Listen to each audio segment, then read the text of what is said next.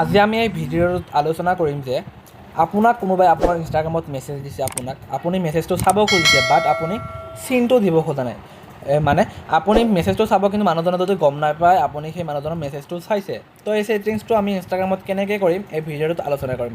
তো hey guys, আপোনালোকৰ মোৰ চেনেললৈ আকৌ এবাৰ স্বাগতম জনাইছোঁ। তো ভিডিঅ'টো আৰম্ভ কৰোঁ বোলো। তো সৰ্বপ্ৰথম আপোনালোকে কি কৰিব, আপোনাৰ ইনষ্টাগ্ৰাম একাউণ্টটো অ'পেন কৰি ল'ব। অ'পেন কৰাৰ পাছত তলত আপোনাৰ প্ৰফাইলৰ অপশ্যন পাব, প্ৰফাইলত ক্লিক কৰিব। প্ৰফাইলত যেনে ক্লিক কৰিব আপুনি ওপৰত 3 লাইনৰ অপশ্যন এটা পাব, 3 লাইনত ক্লিক কৰি দিব। ক্লিক কৰাৰ পাছত আপুনি তলত অলপমান স্ক্ৰল ডাউন কৰিব।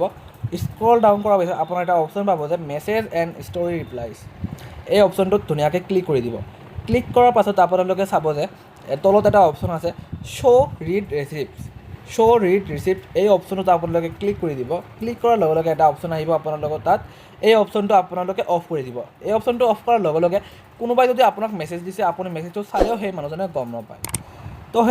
তো গাইজ, আপোনালোকে ভিডিঅ'টো লাইক কৰিব, শ্বেয়াৰ কৰিব আৰু বেল আইকনটো অন কৰি দিব। তো ধন্যবাদ।